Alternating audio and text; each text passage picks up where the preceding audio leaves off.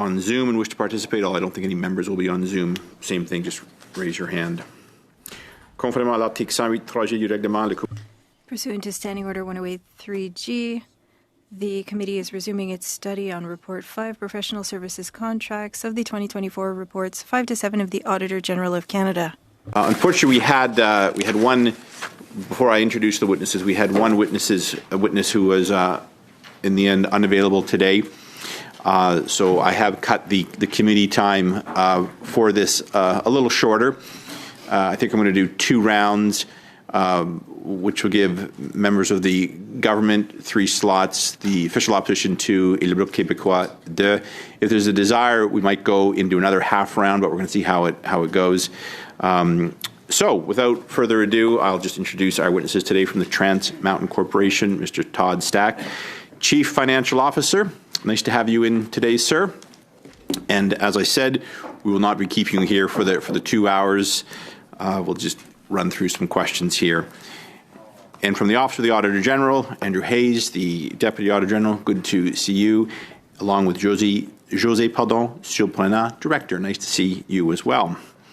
Mr. Stack, you have the floor for an opening statement of about 5 minutes, and we'll hear a few words from Mr. Hayes. So without further ado, please. Thank you. I hope the audio is coming through okay.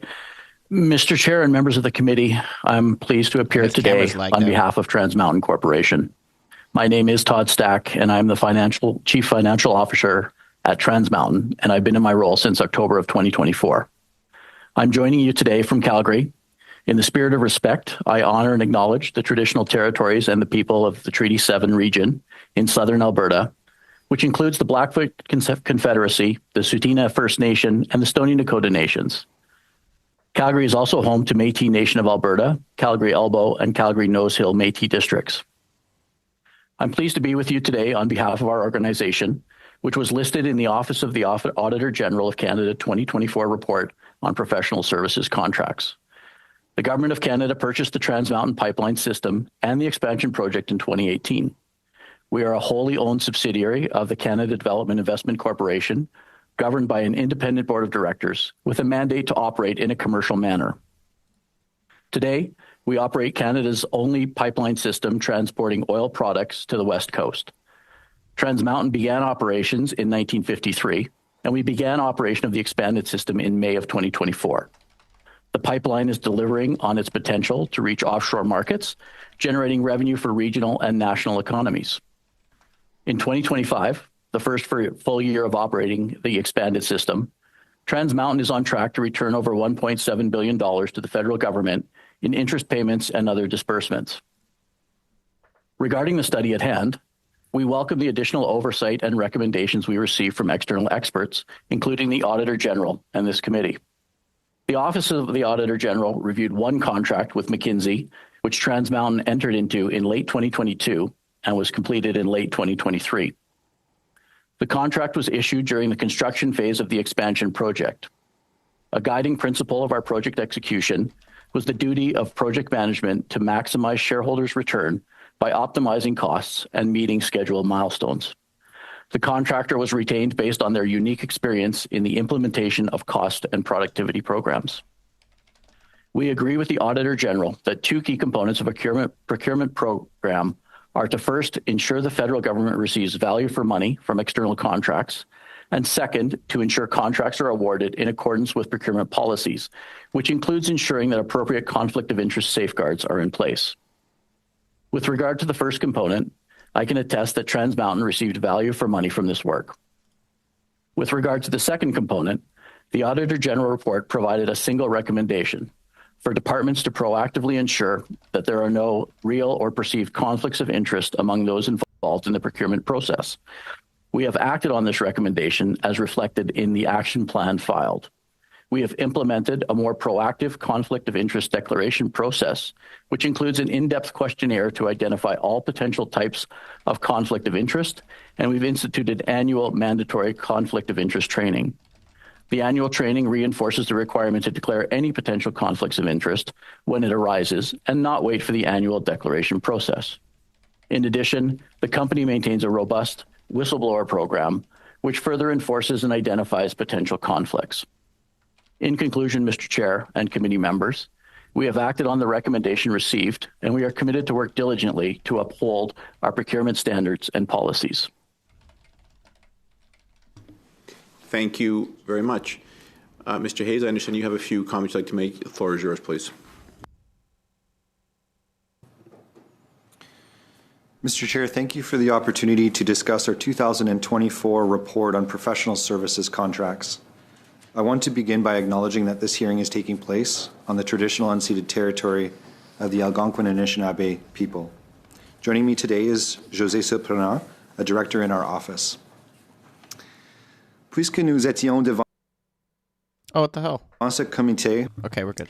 We were before the committee in October, so I won't be rereading my speaking notes.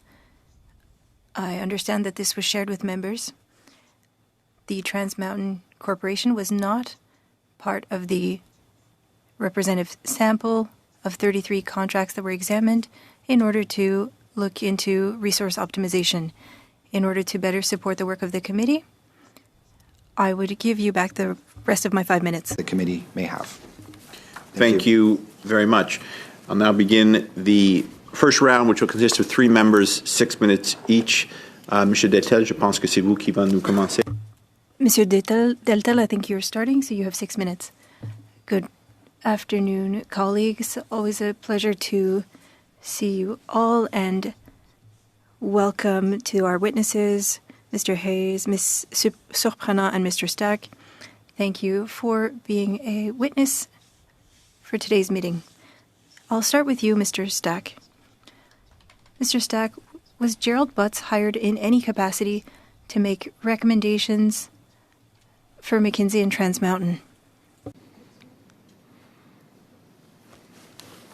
I thank the member for his question. No, Mr. Butts, there was no recommendation for Mr. Butts or any government in the hiring of McKinsey. Est-ce que Madame Dawn Farrell, Ms. Dawn Farrell, who was at the major projects for the federal government, was she involved in recommending hiring McKinsey for Trans Mountain? Yeah, the decision to hire to hire McKinsey was approved by the executive level, and at the time, Dawn Farrell was the chief executive officer at Trans Mountain, and so she was part of that decision-making process. Monsieur Stack, est-ce que vous acceptez? Mr. Stack, would you accept to table with the...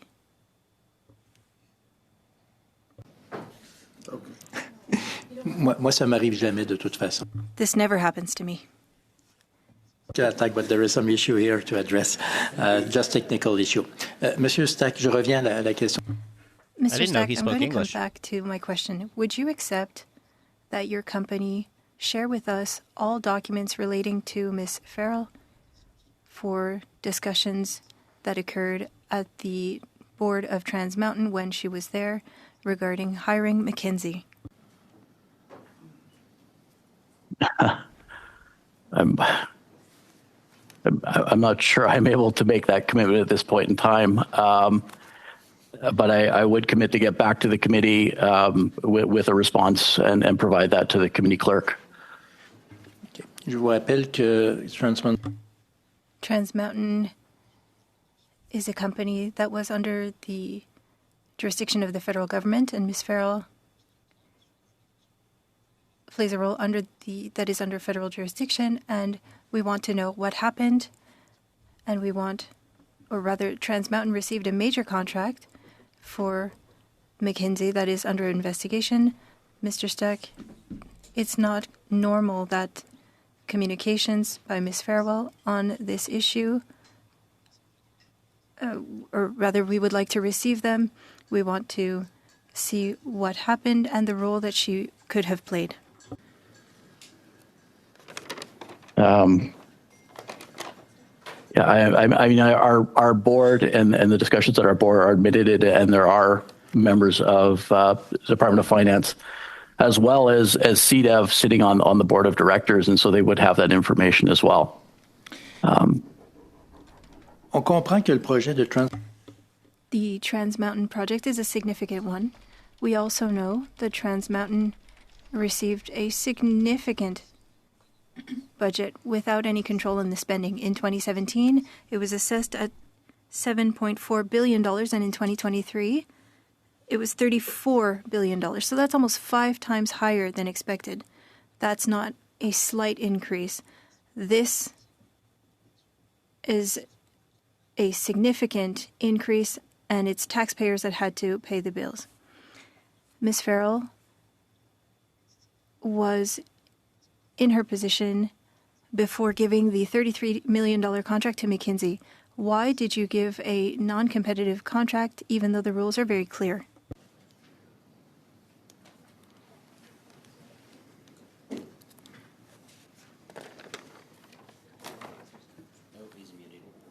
Sorry, Mr. Stack, you are on mute, actually. If you could take it from the top, please.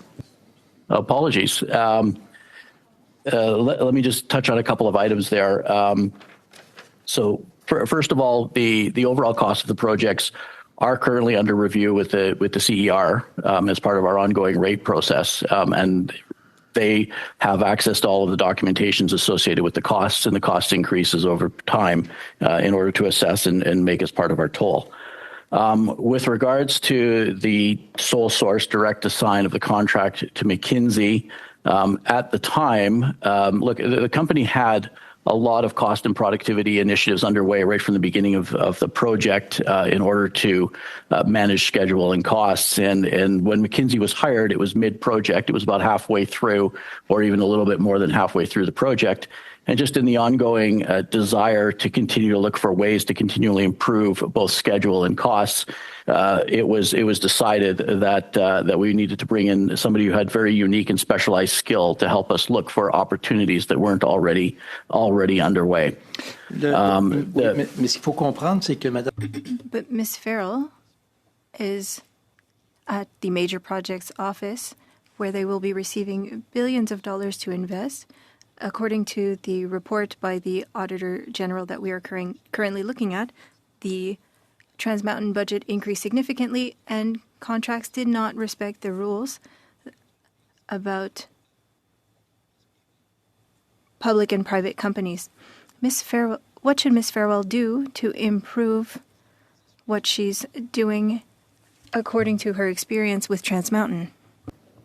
Yeah, I think the Auditor General report was actually very comprehensive in some of the key factors associated with good procurement practices, and we would endorse those as well. And then I'm sure Ms. Farrell would also take those onto her new role in the Major Projects Office.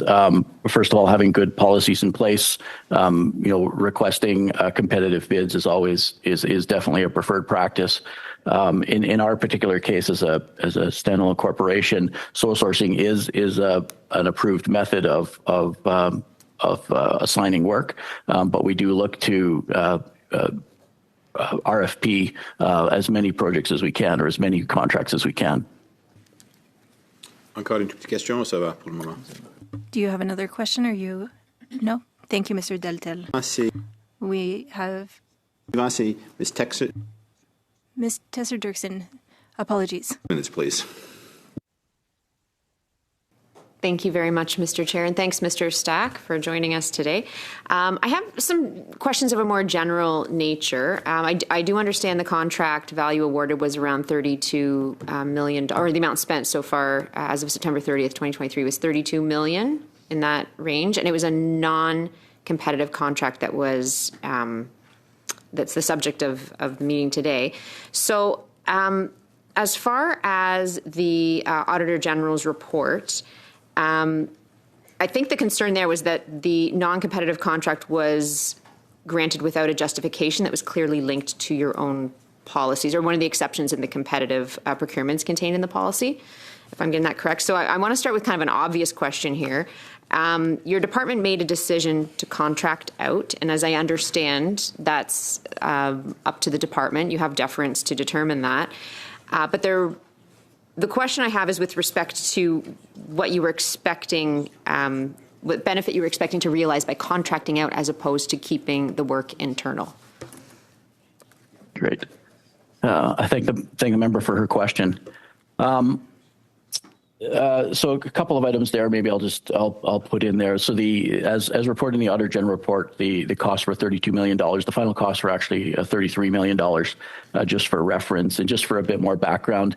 The initial engagement with McKinsey was estimated for about $18 million in a 6-month contract. And then because of the success and the value created in the project, it was decided to extend that contract out, which ended up with the ultimate costs around the $32 million. And it was extended out for about 12 months as opposed to the original 6-month contemplated. Apologies. Then the remaining part of the question was the justification. Yeah. Well, I mean, the Auditor General was pointing to I don't think there was necessarily a concern with your decision. It was a concern with the justification for your decision for contracting out. And what type of benefit would your department expect to realize by contracting something like this out rather than looking externally? Yeah, exactly. Yeah, Why do you need to pay $38 million? As I mentioned, project controls, innovative ideas, initiatives to increase productivity were something that was initiated at the project right from the beginning in the planning phases. But as has been mentioned, the project did see ongoing pressures for both cost and schedule, and so it was decided to bring in an outside party again to try and generate new ideas and new momentum in the company to both meet schedule and drive costs down. You can't do that just yourself? On that point, sorry to interrupt, Mr. Stack. What? So would it be your opinion that you may have actually found some efficiencies by contracting out? Or am I taking that a step too far? Absolutely. The McKinsey, one of their big skills is bringing in cost and productivity improvement initiatives, and the entire purpose is to get multiples of value from what their costs are, and the benefits created by the initiatives. And I would say not the initiatives, but the process that McKinsey brought, and then the initiatives implemented by the team were multiples of the $33 million that was spent on their services. And that is the measuring factor to decide, again, we kept them for 6 months, we extended it for 6 months. That would not have been done if they were not generating value through that first 6-month period. Okay, thanks very much. Just moving on to some other concerns that the Auditor General's report raised with respect to the conflict of interest policies. So I note that you did respond to the Auditor General's recommendation, and you noted that all employees are required to affirm their compliance with the conflict of interest policy and to identify conflict of interest situations to their supervisors. So can you talk to us a little bit about the training? And you did mention training, and there may have been a recent review of the training that employees receive. But talk to us about that. What type of training employees undergo with respect to identifying those conflict of interests? Yeah, so it's an annual training program, and there are quite a number of them in the company around business ethics and procurement and conflict of interest as well. So it would be a dedicated session just on conflict of interest, what it is, how to look for it, and where it might be a challenge. It'll also talk about what to do if there is actually a conflict of interest, which there are occasionally, and what are the mitigating factors. And when I say that there are conflicts of interest, quite a number of employees have spouses who work for professional companies, auditing firms, financial institutions, even construction partners or suppliers. So those types of conflicts are highlighted. You mentioned to their supervisors, but it's also the program is managed through our internal audit group and administered by them, and any potential conflicts are reviewed by them. If there is a real conflict, then they will identify a remediation plan or an action plan to ensure that no conflict actually goes through, and that person responsible is not actually put into a conflict position. Okay, and I'm pretty sure I noted in there that the onus is actually on the employee to take initiative to identify and report those conflicts of interest as they develop. Is there onus on supervisors or managers to ask, are they supposed to be proactive in monitoring for these types of things? I think, look, if supervisors are aware of a conflict, they will certainly raise that and discuss that with the employee. And again, I mentioned in my opening remarks that we do have a whistleblower program, and it is a good other check if something were to happen. It's a very active program, particularly during the construction period. It was a very active tool. And again, that routes through to our internal audit group, who is very adept at managing through those relationships. So I think there's been a lot of ongoing discussions across all levels of the company that I'm confident that the conflicts of interest have been identified. Thank you. That is your time, Ms. Tesser-Dirksen. Thank you. Suivant pour 6 minutes, c'est Monsieur Lemire. Merci, Monsieur le Président. Monsieur Stack. Thank you. Minimalement, plus de 25. Mr. Stack, we know. Microphone, please. The interpreter regrets she cannot hear.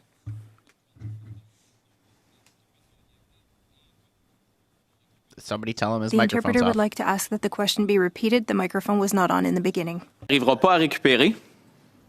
Excusez-moi. Le gouvernement du Canada n'arrivera pas à... The government of Canada will not be able to take back the money spent. There's a competition between Trans Mountain and the government's deficit in its budget. This is a generational deficit, and it is a significant loss of revenue. Can you help us understand by telling to the committee how much money will you make taxpayers lose? Will it be $25, $35, or $40 billion? I thank the member for his question. In my opening remarks, again highlighted, and as one of the other members raised, the total project costs were around $34 billion. And I mentioned in my opening remarks that even in our first year of operation, the company returned $1.7 billion, or is on track to deliver $1.7 billion in 2025. So one of the reasons that I joined Trans Mountain was to ensure that government and Canada recovered its investment in Trans Mountain, and I have a lot of confidence that will happen. Our 5-year plan is provided to CDEV and made publicly available, and in there you can see the forecast over the next 5 years of what will be returned to Canada, and that number is in excess of $10 billion between now and 2030. Si je fais une règle de 3, ça nous amène pas loin de l'ensemble du déficit du Québec. On se rappelle que les Quebecers are paying a significant part of this shortfall, and the value of the Canadian dollar is also a problem for the forestry industry. Phase 3 includes speaks to the government's ability to increase this debt, and we need to know how, or rather, do you have any potential buyers for this pipeline? What will be the price of the sale? Thank you. So the Trans Mountain Corporation and its staff are not actively out marketing the company, so I can't really speak to buyers. As the owner of Trans Mountain, Canada and CDEV really are in the place to go out and decide if they do want to monetize some or all of a portion of the company. In some of the work and the valuations previously done, there were some values put out there by various government authorities that put the value somewhere in the $30 to $35 billion range, I believe. And I would note that those results are relatively stale and don't include any of the expansion opportunities the company has ahead of it. But really, the purview to sell the company is up to the government and CDEV at the end of the day. Je vous remercie pour votre courage d'être devant. Thank you for your courage in appearing today, because these are questions being asked by Quebecers. In February 2022, the government committed to offering further funding to the Trans Mountain project, but offered as well $18 million from taxpayer dollars through TMP Finance. That funding was approved by Chrystia Freeland in 2024, and that was considered refinancing spending. In a report in response to a request for information, Trans Mountain said $3.3 billion is the debt to be refunded, and the $14 billion was given without needing to be refunded. Is that true? Can you confirm that you will be refunding that $18 billion?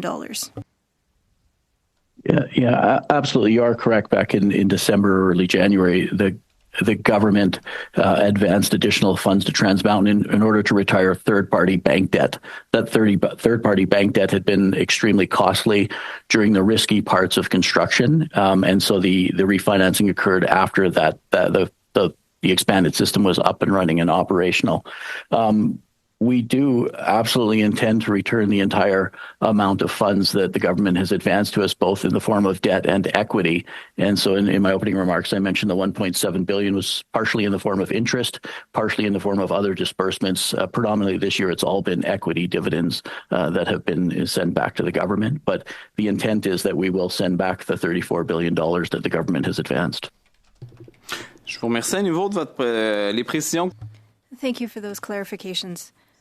I know that it requires some courage to be here, and we thank you for it.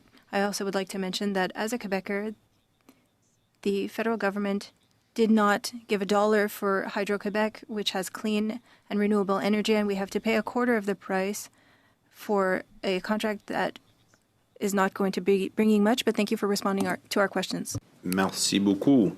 Thank you. Beginning our second round, which will consist of 5 members for various times. Going to Mr. Kirk, you have the floor for 5 minutes, please. I almost thought you said Kirk there. My question will be to, excuse me here, Mr. Stack. So I'll begin with you. Ms. Farrell assumed the role of President and CEO of Trans Mountain Corporation in August of 2022, just 2 months before the October 2022 awarded the $32.9 million non-competitive contract to McKinsey & Company for professional services. Was she involved in any way in recommending or facilitating the McKinsey engagement? I do not know if she was the original originator of recommending McKinsey, but as I mentioned earlier, the approval of the sole source to McKinsey was approved by the senior leadership team, including the CEO, which was Don Farrell at the time, the CFO, the Chief Project Execution Officer, and the Chief Commercial Officer. So it was reviewed and approved by the senior levels at Trans Mountain. Thank you. Under Ms. Farrell's tenure, the cost for the Trans Mountain project ballooned from an initial $7.4 billion to $30.9 billion, and by March 2023, over $34 billion. That's over 5 times the original estimate. Why? Well, I think that is the case that's in front of the CER at this point in time. And I would say that there is in-depth evidence given into that process, and that's still an ongoing rate case hearing. There were a number of contributing factors, and I don't want to go into too much detail because that is really the purview of the CER to assess all of those reasons. But there was, sort of a very unique period of time in the regulatory development. There was a lot of natural events that occurred and force majeure events, and there's a lot of contributing factors overall. But I would say that we really need to defer the CER process on that. So for me personally, the reason why I asked this, I find this very concerning, because she is the new major, the head of the new major projects office. And with a track record of going 5 times over, I personally don't think that Canadians would be delighted to hear that she got $700,000, a brand new $700,000 a year job. That's why I'm asking these questions. But I'll move on to another question. The Auditor General highlighted that the Trans Mountain failed to properly follow procurement policy rules.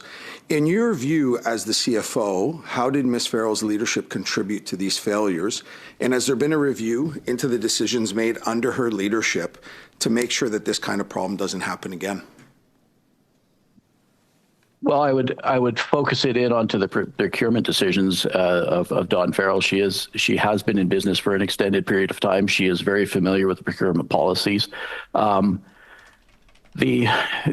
you mentioned, she came into the company, well after construction had started and well after that $7.5 billion number was in place.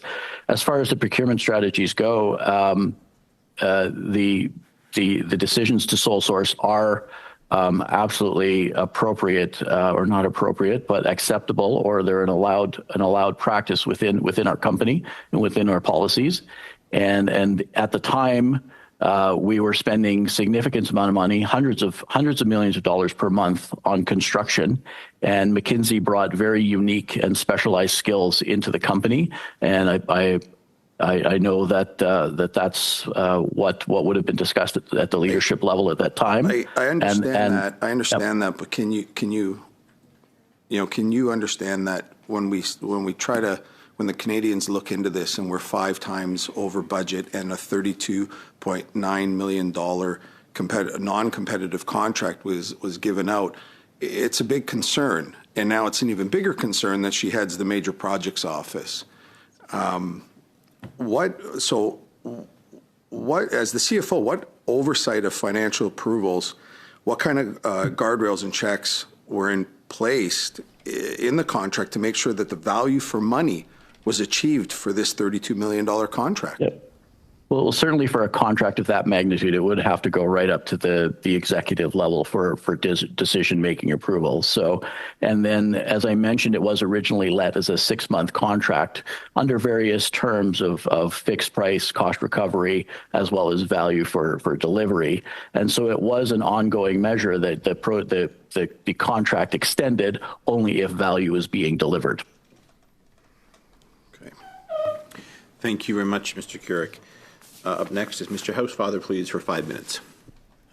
Thank you. Thank you very much, Mr. Chair. Thank you very much, Mr. Stack, for being here. I just wanted to clarify a couple of things. First of all, you started in October 2024 as the CFO, correct? That's correct. And Ms. Farrell had already stepped down as president and CEO of the company in September when she became the board chair herself, right? So you never worked there while she was president and CEO? That is correct. Okay, so you only worked with her in the capacity of board chair. Correct, at Trans Mountain. Yeah. I have worked with Ms. Farrell previously in another role. Perfect, and I assume you believe her to be competent, correct? Absolutely. Thank you. Because for some reason I'm getting the impression that somebody's trying to prove that she's not. I don't know why. So let's get to this contract in itself. There were implications before that people from outside the organization had influenced the decision of Trans Mountain to move forward with this contract. Do you know that to be false?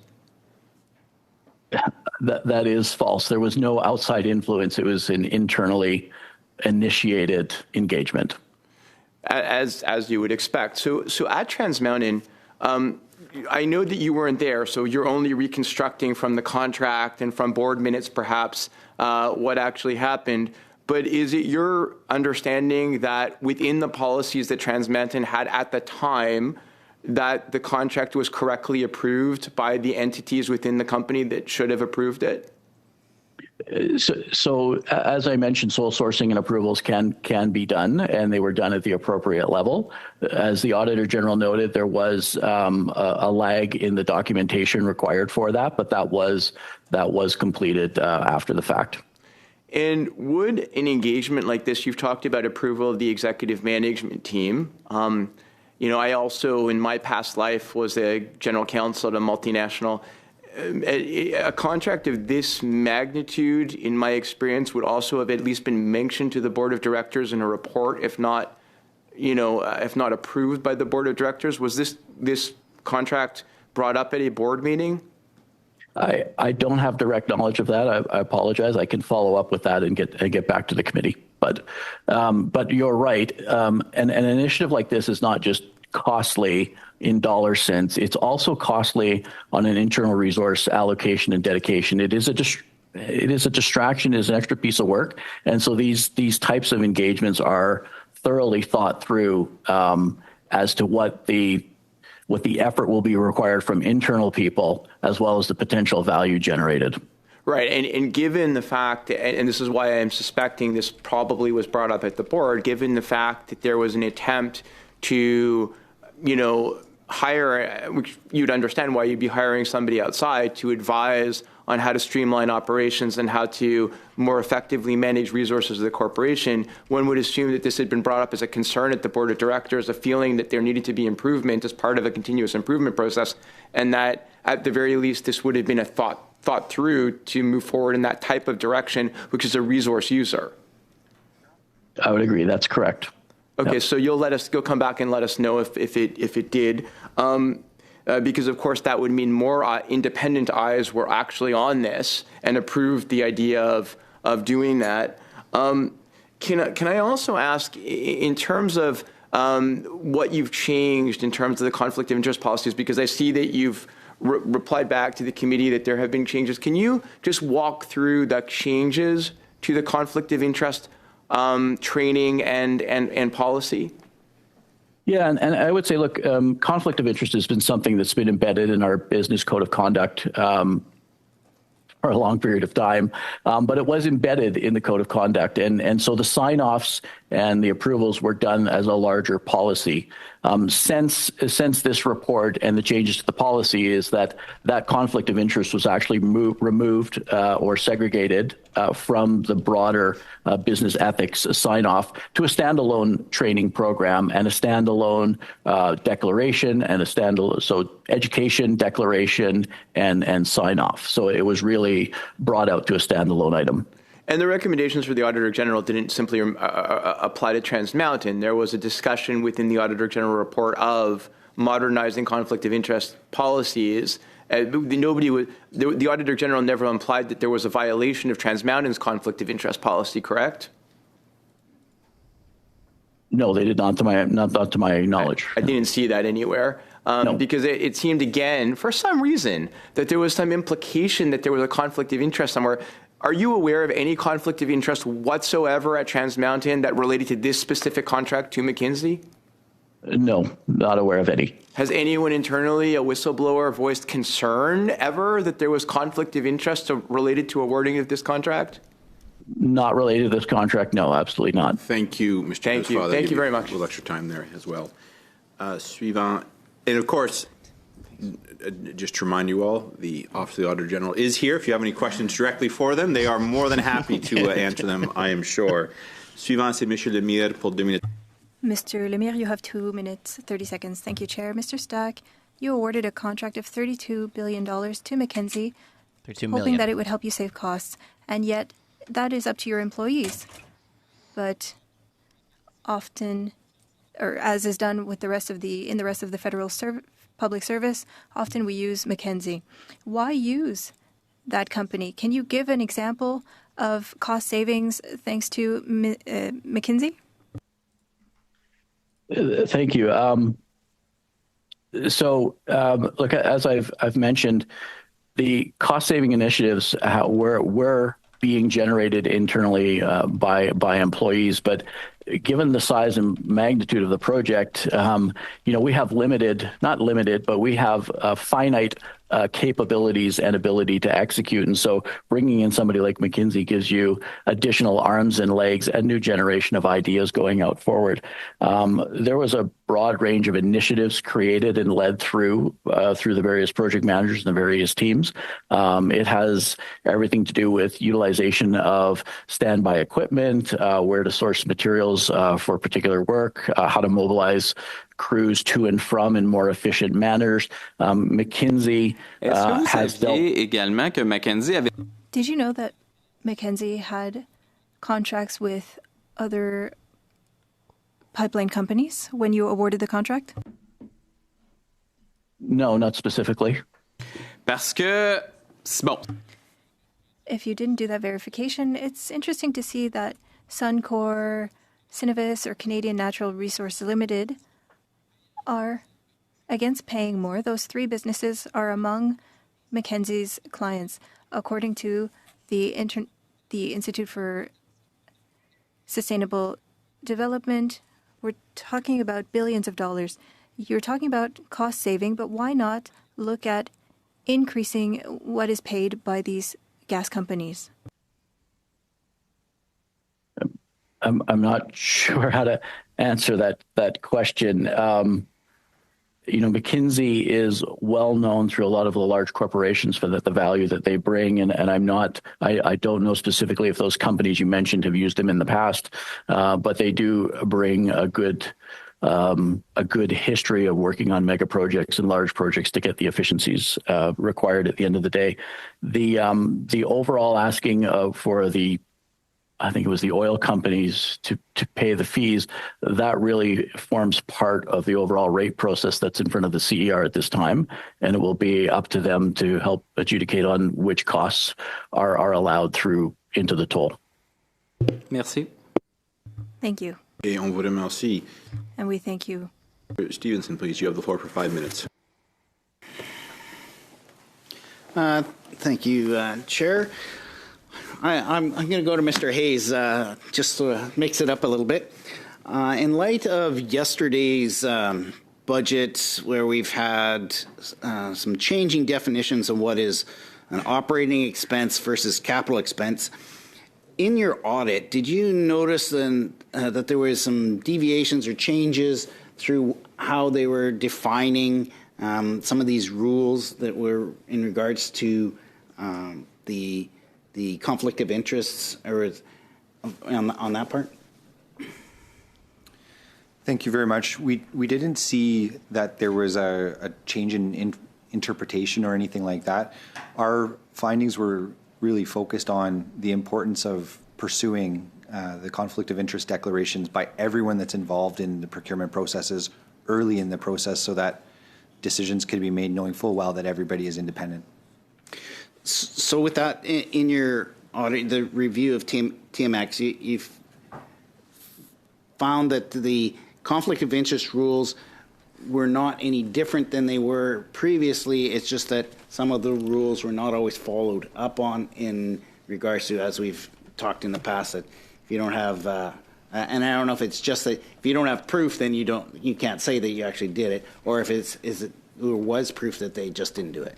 So I want to make sure that I'm clear on this. The statements that we made about conflict of interest were general in nature on the basis of the sampling that we did across both departments and Crown corporations.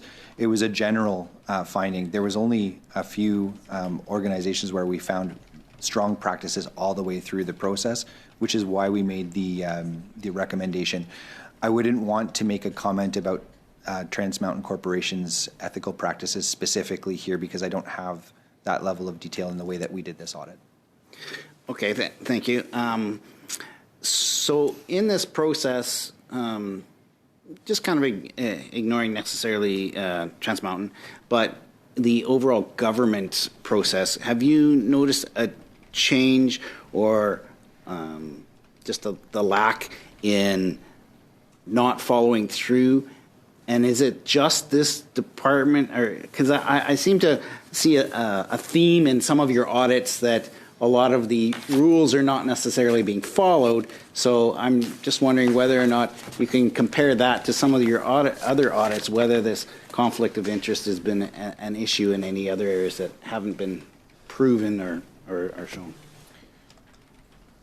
Thank you. Indeed, when we did, we've done now a series of audits on procurement practices over a number of years. Granted, they have been looking at the same period of time, so our findings are consistent across those audits. What we have been finding is that there's a frequent disregard for the rules, and that's important when you look at what these rules and policies are there to achieve: fairness, transparency, and best use of taxpayer dollars.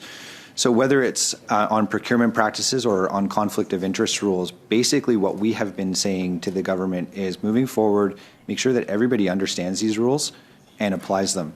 That's how you're going to get the best outcome for Canadians. And just to follow that up one step further, could we say that this set of rules should be applied to every single government department on every single project that we go forward, to have the same rules so there's not different interpretations when they go to different departments? Well, herein lies the difference with Trans Mountain in particular. When we look at government rules, those would apply to government departments and agencies. The next level, of course, is Crown corporations, which are at an arm's length. And in the case of Trans Mountain Corporation, this is a wholly owned subsidiary of a parent crown, CDEV. So as you get further and further from a government department, the latitude that these organizations have is a bit different. When it comes to conflict of interest and ethics, I think the fundamental principles should be the same. When it comes to procurement practices, we recognize that there will be variations. The government's procurement policies will not apply the same way. So, in just going one step further than that, would you suggest that perhaps we should have the same rules extended all the way through to the Crown corporations as the government departments?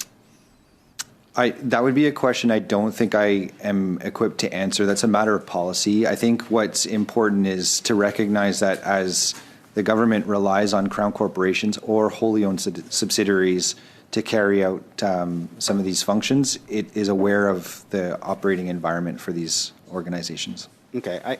I just, I'll take one, how much time do I have left?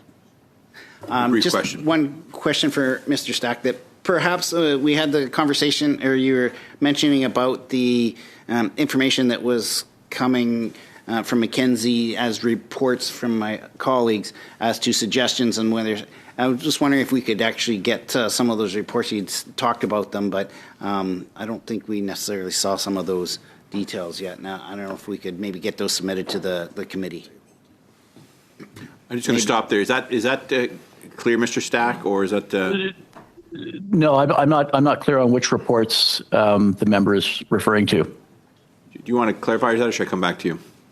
Just there was some written advice about including any memos and presentations from McKinsey to Trans Mountain on how to proceed on savings and that sort of thing. But and I don't know if you have those that we could, if it would be appropriate to present. Go ahead, Mr. Stack. Let's hear it. Mr. Stack, go ahead, please. Well, I would say that the engagements with McKinsey were very extensive over that 12 or 13-month period, with regular meetings and long laundry lists of initiatives compiled, sent up to management through the committee. I believe those have all been filed again as part of the CER process, and is a matter of public record there. Thank you. We'll investigate that. Thank you. Before we go to Mr. Osborne, just so everyone knows, I'm going to do another just half round. So after Mr. Osborne, we'll hear from Mr. Detel, Mr. Lemire, and then finally I have Ms. Yip, but of course can be anyone on your side, and then we'll wrap things up. So, Mr. Osborne, you have the floor for 5 minutes, please. Thank you so much. I'll start with the Auditor General's office. Mr. Hayes, the Auditor General has outlined a couple of times now that there are rules in place, they exist. The solution isn't necessarily about creating new rules, but rather making sure that the rules are well understood and properly applied. Further to that, I know that the Treasury Board, based on the Auditor General's findings of several reviews, have updated the Manager's Guide, introduced new mandatory procedures, for procuring professional services, published the Directive on Digital Talent to build internal capacity and ensure that if there is internal capacity, there's no need to go outside, and completed a horizontal audit examining the governance, decision-making, and contract controls. So I would think Treasury Board has gone even beyond knowing that rules were there. If they were followed, things would have been much different with your reviews. But Treasury Board, with the rules they've put in place, have gone even further. Can you talk a little bit about that and, the rules that have been put in place and how that should impact, if those rules, the more stringent rules, again, are followed, how we can avoid situations like the Auditor General has found? Thank you. Yes, we are aware of changes and adjustments that Treasury Board has introduced. I would also say that Public Service and Procurement Canada has also introduced some elements that are intended to strengthen both conflict of interest and procurement rules.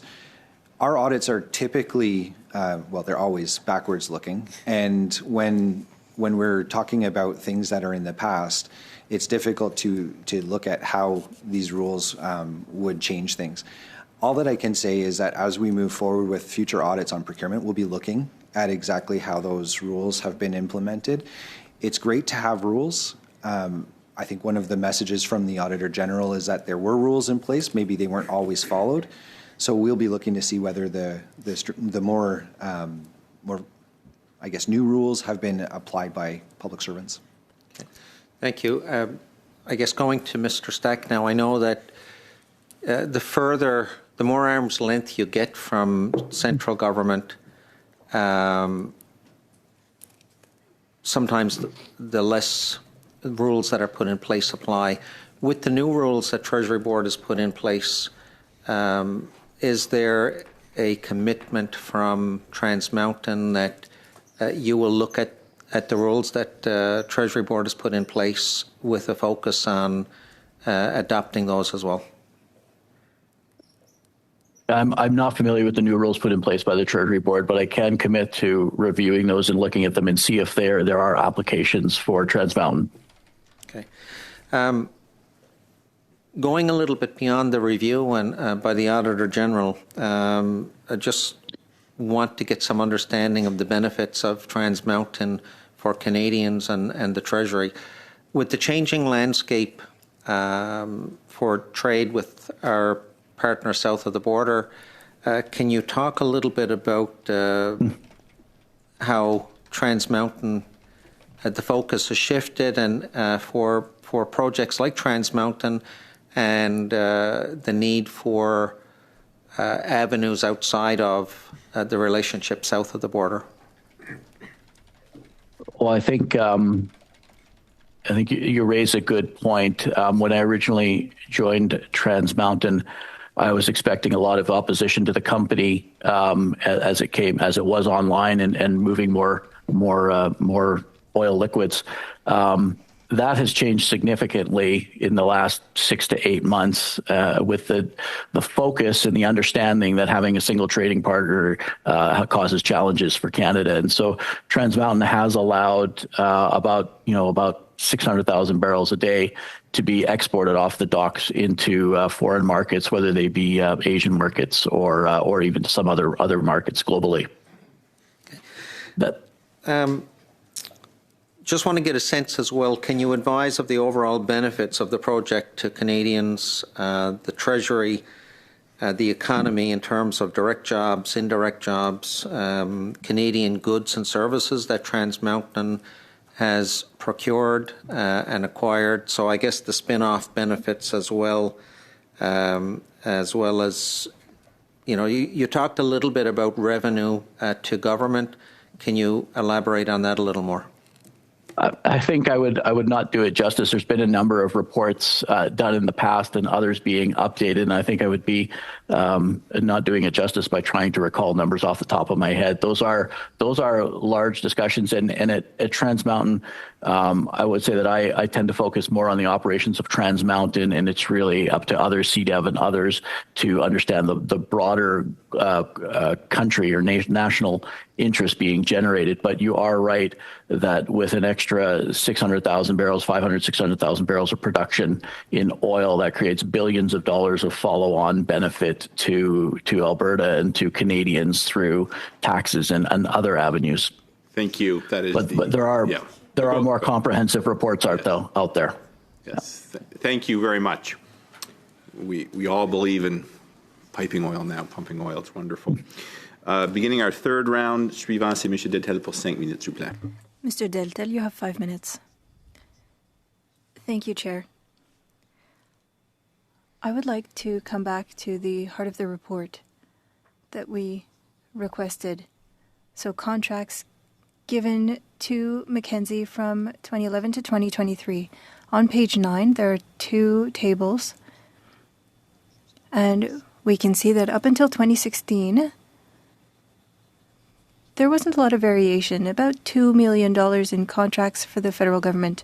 I would like to remind you that in 2016 or 2015, that's when Mr. Trudeau's government came into power. From 2016 to 2023, it increases significantly. If we look at 2016 to 2022, the contracts awarded by the federal government to all companies go from $5 to $8.5 billion. So that's an increase of 70%, which is enormous. And they hired tens of thousands of public servants. Often, if you need more public servants, you need fewer private contracts, but the increase was 70%. For those who are listening who think that's a lot, that's nothing. It's nothing compared to McKinsey. McKinsey in 2016 was receiving $2 million worth of contracts, and in 2022, $55 million. It increased 27-fold. A company that had a value of about $2 million for contracts, and then the percentage went up by 27 times. Thank you for the question. I believe that I can say that it's important to optimize public resources. At every opportunity, we need to look at the contracts and the work that could be carried out by public servants before awarding a contract. That is important. With our audits and our report, we have flagged issues regarding resource optimization. There are a lot of public funds that are awarded for professional contracts, and it is up to the government to look at the reasons behind those contracts and what the results are. Your response is very cautious, Mr. Hayes, but for those listening, they must be shocked to hear that a business saw its contracts increase so significantly in such a short period of time from 2016 to 2022, whereas the government had given 70% more contracts, and it is unacceptable. Chair, in this report, we have understood that 97 contracts were given to 10 departments worth millions of dollars. But the issue there is with the quality of work. 70% of the contracts were not competitive for a value of $118 million. Contracts often did not respect procurement rules. The justifications were not there, and there was no confirmation of delivery. And so overall, everything was done incorrectly. How can you explain that to us? Thank you for the question. That was an example of another message shared by the Auditor General. It's a significant lack of respect for the processes. In this report, we found a few organizations that were doing good work for that. Mr. Hayes, I don't want to interrupt you, but I want to end with a question. Your work shows that there are rules, but the rules were not applied when given contracts to McKinsey. You defined that if we were to respect the rules, there's no issue. So we don't need new rules. We don't need new steps. We just need to apply the rules correctly, and then there wouldn't be an issue. Thank you very much for your time, and thank you to the Auditor General. Merci beaucoup, Monsieur Deltel. Thank you, Mr. Deltel. Mr. Lemire, you have 2 minutes, 30 seconds. Thank you, Chair. Mr. Stack, the Institute for Energy and Financial Analysis published in September 2025 a report, Canada should learn from the Trans Mountain fiscal issues. And so the public funding for Trans Mountain and the use of public funds to fund oil projects could increase the debt in Canada. How do you respond to concerns regarding the impacts of this on Canada's public funding? Thank you for the question. Look, I can't speak broadly about future projects in the oil industry or the report specifically that you mentioned. I can say again that the funds advanced to complete the Trans Mountain pipeline are well invested, and the company is committed to returning significant capital to the government of Canada and paying that debt back over time. Maybe I'll leave it there. Merci. Comme il me reste un peu de temps, je vais poser une question. I have a bit of time left, so I'll ask a question to Mr. Hayes regarding public contracts. As you know, I'm spokesperson for relations with Indigenous people, and according to the First Nations, there are a lot of contracts given to companies that find themselves in Ottawa-Gatineau, even though most First Nations are outside of the region. Patty Somtang wrote that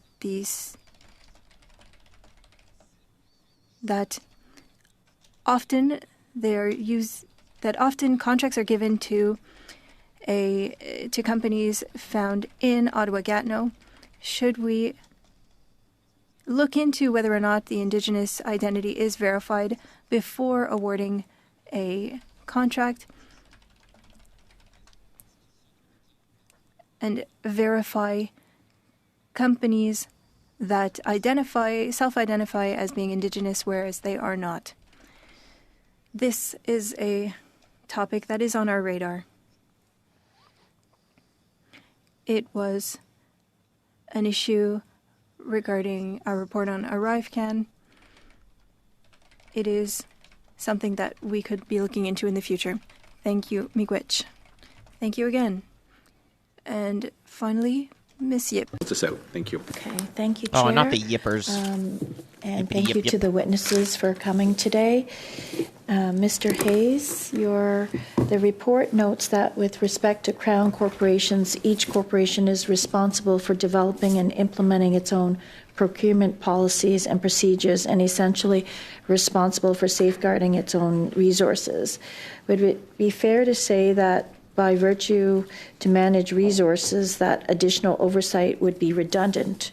For example, public servants are already required to follow the values and ethics code and the directive on conflict of interest. Do you think that this internal safeguarding of resources is enough of an oversight mechanism to keep Crown corporations accountable? Well, thank you. I think, again, this is... Just one second, Mr. Hayes, your mic's not on, so just do it. Yeah, please, from the top. Sorry about that. So I think, again, this is one of the examples of where the Crown corporations being further away from government departments, they have a different operating structure. So there's a board of directors that oversees the activities of the Crown Corporation. Those directors are appointed in various different ways depending on the Crown Corporation. There's also, of course, the management governance that applies in the corporation. I don't think that in the context of the Crown corporations we would expect the same application of policies and rules that exist in the federal government. However, there are some fundamental principles that should be followed, whether it's relating to conflict of interest or whether it's relating to good governance and controls of funds. With Crown corporations, we are talking about organizations that, by virtue of being connected to the federal government, they're dealing with public funds. To me and to our office, that brings a higher level of responsibility in terms of the way that Canadians would expect these organizations to operate. And it's easy, I think, to forget that when you're in the throes of a business challenge, that you are also supposed to be keeping the taxpayer at the top of your mind. Thank you. Mr. Stack, would you like to comment on that? I would concur and agree. I don't really have too much to add that Mr. Hayes did not. Okay. Recently, the Treasury Board has updated the manager's guide and put in place new mandatory procedures to support stronger procurement practices. In your view, how do these instruments help meet the standards your office is required?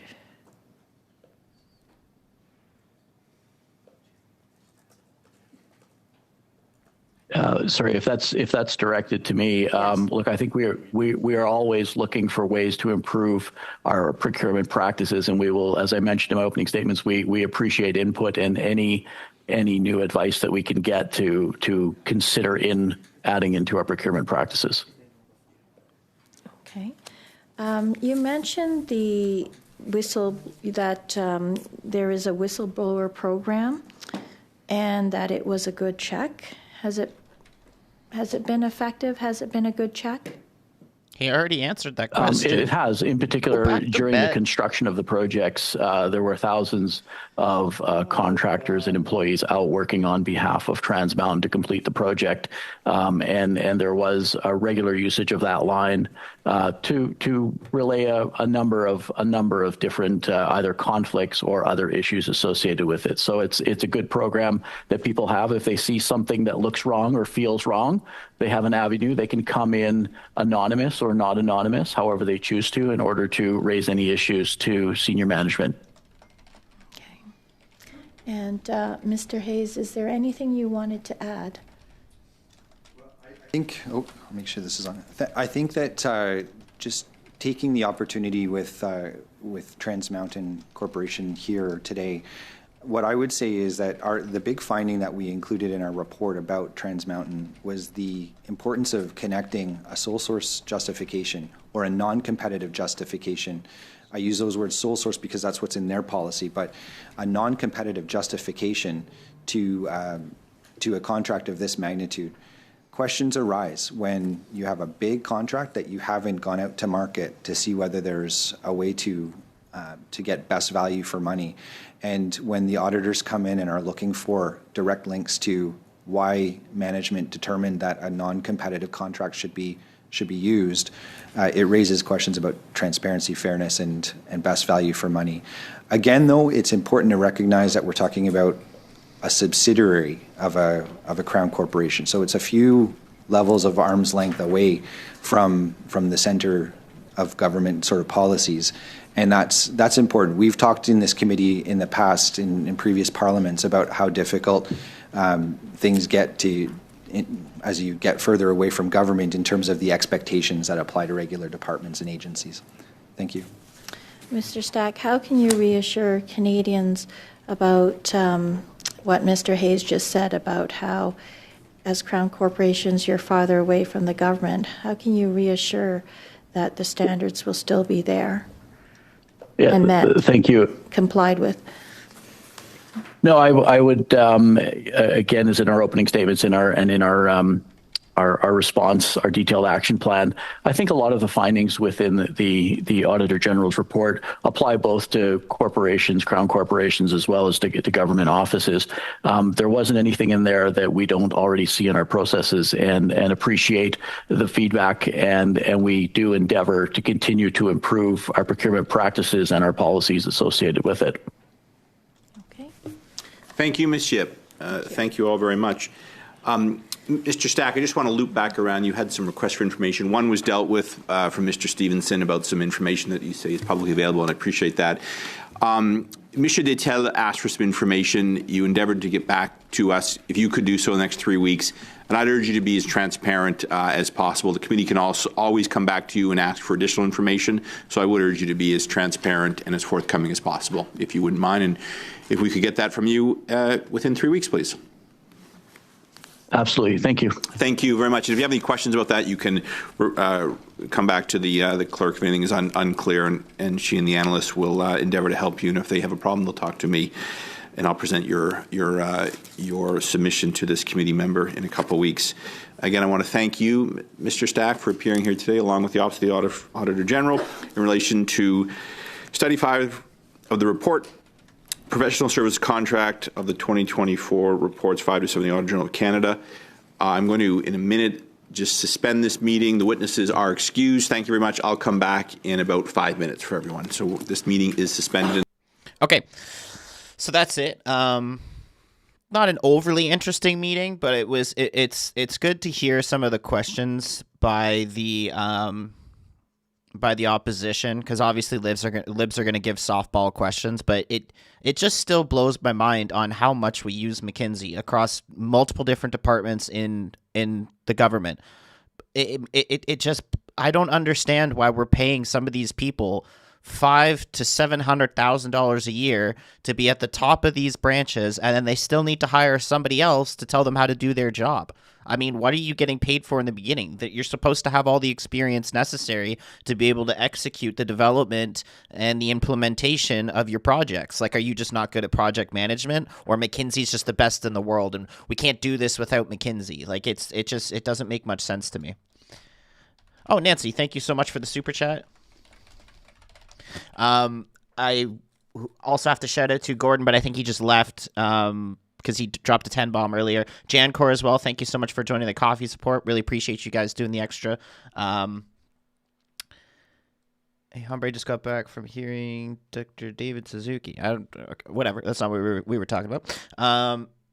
But anyway, we are going to be live tomorrow. I'm sorry I didn't cover committee this morning. I had something come up last minute, so it's not like we really missed anything this morning, to be honest. It really is. It really just was some boring committees.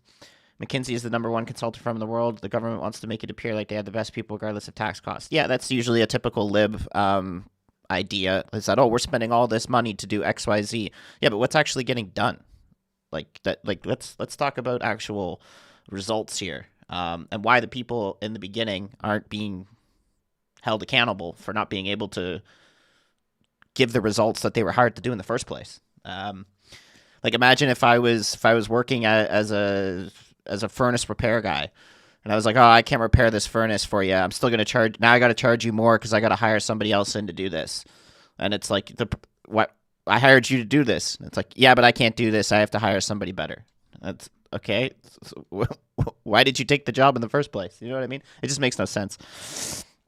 Anyway, so we are going to be live tomorrow, 2 p.m. Eastern Standard Time. That's when the House opens up, because on Wednesdays they don't open till 2. So we got question period right away. And then we've got the Ethics Committee in the afternoon, which is going to be pretty interesting because they're reviewing the Conflict of Interest Act. And as you know, the Ethics Committee is the one that has summoned Brookfield, and now Brookfield has denied that they want to show up. Well, they didn't exactly deny. They just said the CEO can't come because he doesn't live in Canada. But they said they would send somebody else in the meantime. So the Ethics Committee for the last 2 committees has been in camera. So we don't know exactly what they've discussed with the legal counsel in terms of should they file a summons, and then if the person's out of country, do they ask for extradition? I'm not really sure they would go that route. But again, that's just something that we need to see and wait for and hear for in the committee tomorrow. So tomorrow will be a little bit more spicy. And there's multiple issues regarding extortion, etc. Right. Yeah, so I'm going to go take a look at a few other things. There's some clips that'll come out in the channel here shortly. And if you just want to watch the live streams, I will see you guys tomorrow. 2 p.m., guys. Everybody have a good night, good evening. Thank you so much for tuning in. And I will see you guys later. In camera means, just before I go, in camera means that it's not open to the public. So they're not allowed to discuss anything that was talked about in camera with anybody else. That's why they don't show up publicly. But anyway, see you guys. See you tomorrow.